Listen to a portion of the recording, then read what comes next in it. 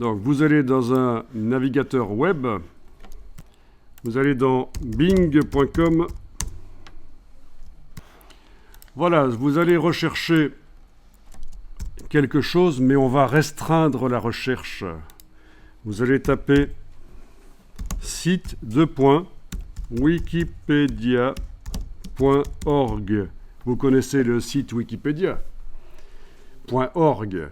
Si vous tapez dans un moteur de recherche site les résultats ne viendront que de ce site-là. Intéressant à connaître. Et puis vous tapez le nom de ce que vous recherchez. Donc, ce que vous voulez. Je vais tester ça. Ah oui, il faut aller dans la partie images. Voilà. Et donc, en principe, quand on survole, on n'a que des images, ça se voit ici, que des images qui viennent de Wikipédia. Elles sont forcément du domaine public, vous avez le droit de les utiliser, de les modifier, de faire des travaux commerciaux avec. Donc voilà une bonne astuce.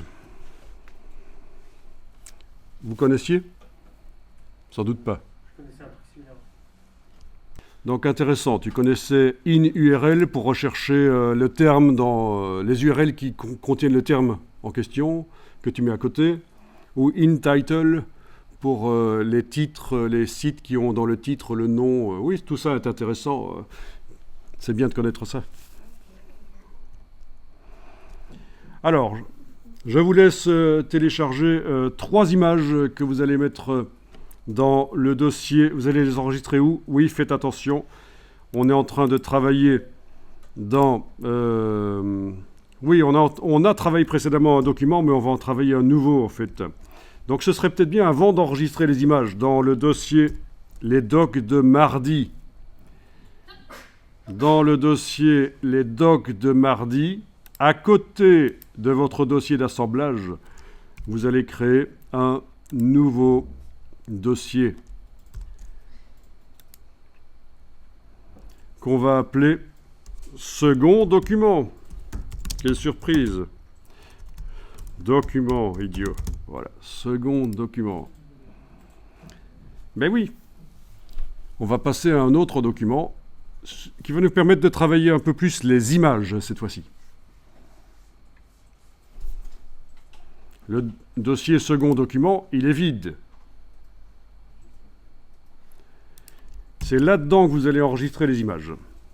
Donc, je vous laisse cliquer sur une image, demander menu plus, afficher l'image.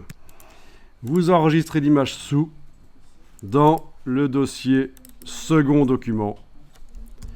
C'est du JPEG. OK. Donc, pour revenir au résultat, évidemment, on prend l'onglet d'à côté et on ferme avec la croix en haut à droite. Vous êtes dans les résultats. Donc, clic, menu plus, afficher l'image, clic droit, enregistrer l'image sous, dans le dossier, pour revenir au résultat, onglet d'à côté, la croix, et vous prenez l'image suivante. 3 images, ce sera suffisant ici. Très bien. Elles sont là. Ah oui, on n'a pas demandé au niveau de la précision, mais tant pis, j'ai oublié.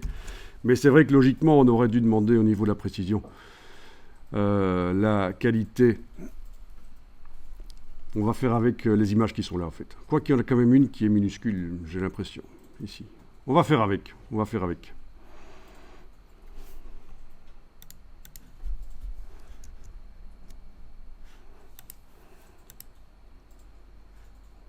C'est vrai que ça risque d'être un peu pauvre au niveau de la qualité, mais ça va fonctionner quand même.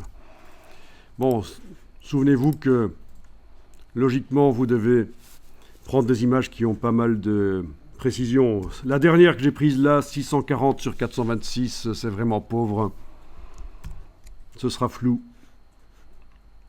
Celle-là que j'avais prise avant, 1024 768, ça va. Et puis c'est laquelle que j'avais prise avant, c'était celle-là, 1024 sur 700, ça va aussi. Ça dépend en quelle dimension on la met, vous savez. Faut pas espérer pouvoir mettre ça sur toute la page A4 et que la résolution soit bonne. Ce sera pour utiliser quand même relativement petit sur la page.